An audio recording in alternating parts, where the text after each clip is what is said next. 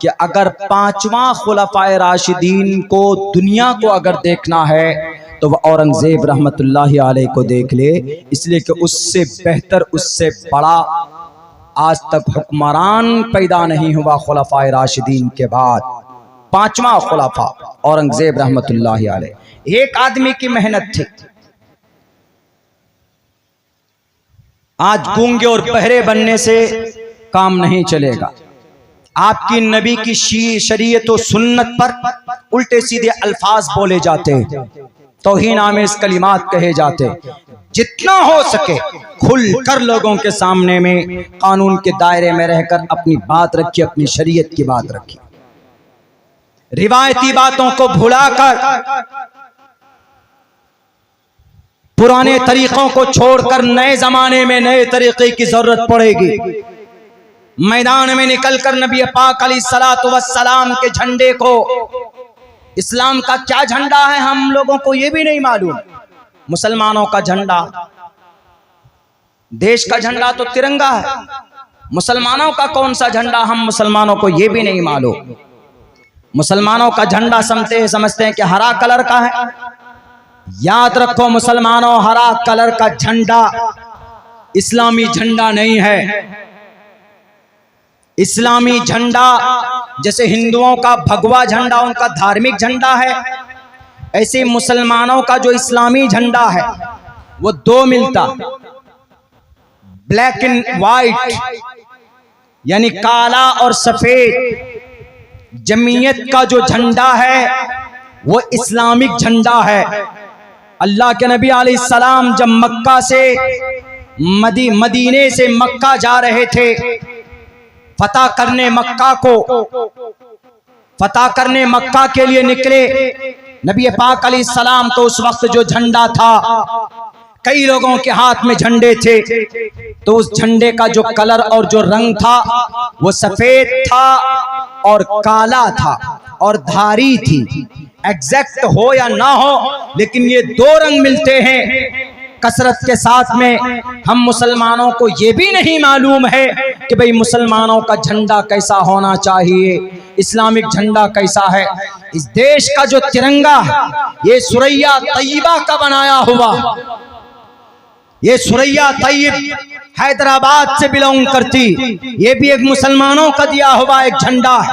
ये देश का तिरंगा, इसका झंडा और भगवा झंडा हिंदू भाइयों का उनका झंडा है, और हरा झंडा मुसलमानों का माना गया, लेकिन हरा झंडा मुसलमानों का नहीं है, बल्कि इस्लामिक जो झंडा है वो ब्लैक एंड वाइट है और उसके अंदर में ब्लैक है और एक धारी है उसके अंदर में। और आज उसकी सही शक्ल आपको देखनी है तो जमीयत उलमा हिंद का झंडा देख लीजिए। उस सदर साहब ने, उस चेयरमैन ने ये कहा कि मौलाना आप एक बात बताइए, आप नबी के बारे में इतना कुछ बोलते हैं, जब आपके नबी का इंतकाल हुआ, हमने पढ़ा है किसी किताब में, तो आपके नबी के घर में जो चराग रोशन हो रहा था, जो जल रहा था, उस चराग में जो तेल डाला गया था तो एक यहूदी से लेकर तेल डाला गया था। यानी अल्लाह के नबी की जिंदगी में आप अलैहिस्सलाम ने बहुत ज्यादा वुसात और खुशहाल जिंदगी नहीं गुजारी।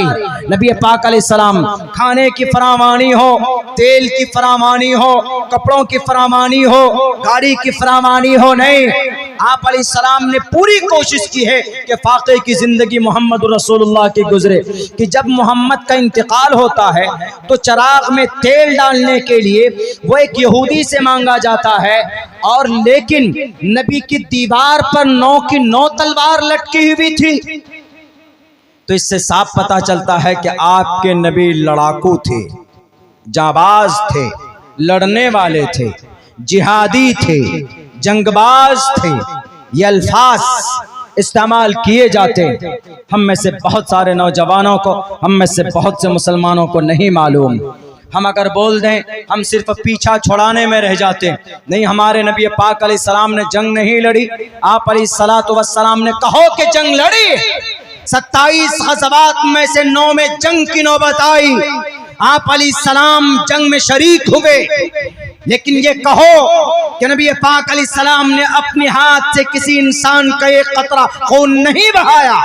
इंसाइक्लोपीडिया ब्रिटानिका उठाकर देखो, दुनिया की सबसे ओल्डेस्ट किताब कही जाती है संस्कृत जुबान के अंदर।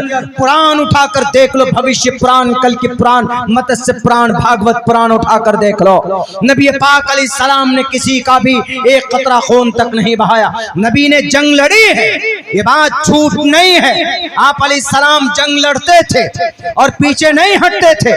आप अलैहिस्सलाम हर मुश्किल हालात का सामना आपने किया। हम और आप तो नामी मुसलमान, आप सही मुसलमान तो वो थे। इतनी मेहनत और मशक्कत की, इसीलिए अल्लाह तबारक व तआला ने उनको कुरान करीम के अंदर पैगाम दिया, उलाइका हुमुस सादिक़ून उलाइका हुमुल मुफ़्लिहून रज़ियल्लाहु अन्हुम व रज़ू अन। आज हम तो सिर्फ नामी मुसलमान, मेरा नाम अब्दुल्ला अब्दुर्रहमान है। आप कहिए बुज़दिल मत बनिए, लेकिन बताइए ये तरीका आपको आना चाहिए कि दुनिया के लोगों, कभी जरूरत पड़ जाए तो जंग जरूरी हो जाती। अगर आपके नबी पर एतराज करता है, अगर हमारे हिंदू भाई को, सनातन धर्मी भाई को एतराज है, तो उठाइए श्रीमद् भगवत गीता का पहला मंत्र जंग से शुरू होता, जिसके अंदर कहा गया धर्म क्षेत्र कुरुक्षेत्र समवेता योत्सवः मामका पांडवाश्च किम कुर्वत संजयः। कौरव और पांडवों के बीच में लड़ाई हुई थी। कई महीनों तक ये जंग लड़ी गई थी, ये जंग हुई थी और ये युद्ध चला था कई महीने तक। दो भाइयों के बीच में, दो खानदान के बीच में लड़ाई हुई थी। बेटा बाप एक है लेकिन खानदान दो है, एक तरफ कोरु का खानदान, एक तरफ पांडु का खानदान। श्रीमद् भगवत गीता के शुरू के अंदर में जितने भी श्लोक आप देखेंगे वो सब जंग के ऊपर है। आप ये चीजें बताई हमारे पूर्वज ने, नवाब सिराजुद्दौला ने, अली वर्दी खान ने, टीपू सुल्तान ने 1755 में 1799 में उनका इंतकाल हो जाता, शहीद हो जाते टीपू सुल्तान। 1831 के अंदर सैयद अहमद शहीद बरेलवी शहीद हो जाते, सैयद शाह इस्माइल शहीद हो जाते। 1857 में कासिम नानोतवी शामली के मैदान में लड़ते। 1906 के अंदर भी लड़ाई लड़ी जाती।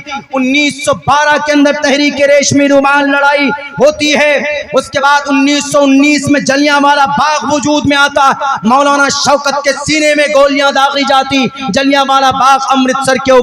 ये कौन लोग थे? आशिक़ रसूल थे। एक तरफ से अपने देश से मोहब्बत करते थे, दूसरी तरफ अपने आशिक़ रसूल होने का सबूत पेश करते थे। जनाबे मोहम्मद रसूलुल्लाह सल्लल्लाहु अलैहि वसल्लम जब मक्का से मदीना चले गए, जब कई साल के बाद जब अल्लाह तबारक व तआला ने हालत ऐसी की, मोहम्मद रसूलुल्लाह मक्का को फतह करने के लिए चले। मैंने उनको जवाब दिया, मैंने कहा कि नबी के पास 9 तलवार ज़रूर थी, आपके पास तेल नहीं था, कर्ज लिया था, लेकिन पता है उस तलवार का मिसयूज़ नबी पाक अलैहिस्सलातु वस्सलाम ने नहीं किया। आप अलैहिस्सलाम मक्का को फतह करने के लिए मदीने से चले हैं, तो उनमें से एक सहाबी जोश में आकर क्या कहते हैं, हज़रत उबादा बिन सामित रज़ी अल्लाह ताला अन्हु, वो फरमाते हैं अल-यौम यौमुम मलहमा, ये नारा लगाते हैं अल-यौम यौमुम मलहमा, आज बदले का दिन है। आज अबू जहल के चेलों की गर्दन होगी और मोहम्मद के गुलामान मोहम्मद की तलवार होगी। इसलिए कि कल तक अबू जहल, उत्बा, शैबा, वलीद, हंजला, मुगीरा ये गुरुगंटाल थे जो नबी को तकलीफ देते थे। उन्होंने कहा कि इनकी तलवार तेज थी, हमारी गर्दनें खम थी, लेकिन आज हमारी तलवार तेज है, इनकी गर्दनें मार दी जाएंगी, किसी को नहीं बख्शा जाएगा। ये जुबान पर ये कलीमा सहाबा के, इसलिए कि नबी के शेर आ रहे हैं, कल तक तुमने बहुत मारा बिलाल हबशी को, कल तक तुमने बहुत मारा बीबी सुमैया को, कल तक तुमने बहुत मारा खब्बाब बिन अरत को, कल तक तुमने बहुत मारा हजरत जुबैर की आंखें निकाली, कल तक तुमने बशीर इब्न जिंदल को घसीटा, कल तक तुमने बहुत तकलीफें दी सहाबाए किराम को, आज नहीं बख्शा जाएगा किसी को, एक एक का बदला चुन चुन कर लिया जाएगा। आओ मैदान में। ये आवाज नबी के कान तक पहुंचती है। नबी पाक अलैहिस्सलाम ने कहा कि बुलाओ उबादा को। पूछा गया, ए उबादा क्यों यह आवाज बुलंद कर रहे हो, इंतकाम की बात क्यों कर रहे हो? उन्होंने कहा कि अल्लाह के नबी आपको नहीं मालूम है, ये वही लोग हैं जिन्होंने आप जब नमाज पढ़ने जाते थे तो आपकी गर्दन पर ऊंट की ओजड़ी रख देते थे।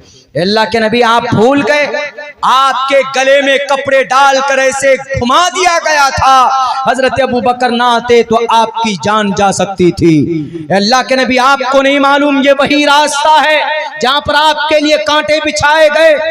अल्लाह के नबी आप भूल गए कि आपकी बेटी को यहीं पर मारा गया। अल्लाह के नबी आप इनके जुल्मों को भूल गए। अल्लाह के नबी ने कहा कि उबादा मैं भूला नहीं हूं, मुझे इनका एक एक जुल्म याद है। मुझे वो दिन भी याद है जिस दिन मेरे रास्ते में कांटे बिछाते थे। मुझे वो दिन भी याद है कि जब मैं जाता था तो ऊपर से कोड़ा करकट डाल दिया करते थे। मुझे वो दिन भी याद है कि ताइफ के मैदान में मेरे सर पर पत्थर मारे गए। मेरे सर पर नहीं, हाफिज इब्न कसीर ने अपनी तफसीर में ये रिवायत नकल की है कि अल्लाह के नबी को पत्थर सर पर, घुटने पर और ये टखने पर, ये 3 जगह निशाना बनाया जाता। सर पर लगेगा पत्थर तो खून बहेगा, बेहोशी होगी, और पैर पे घुटने पे मारते थे, हड्डी होती है, हड्डी पर जोर से मारो तो खाल और गोश्त फौरन वहां से कट जाते। तो ये 3 जगह पर अटैक किया जाता था ताकि नबी को तकलीफ पहुंचे और नबी गिर जाए, नबी की मौत हो जाए।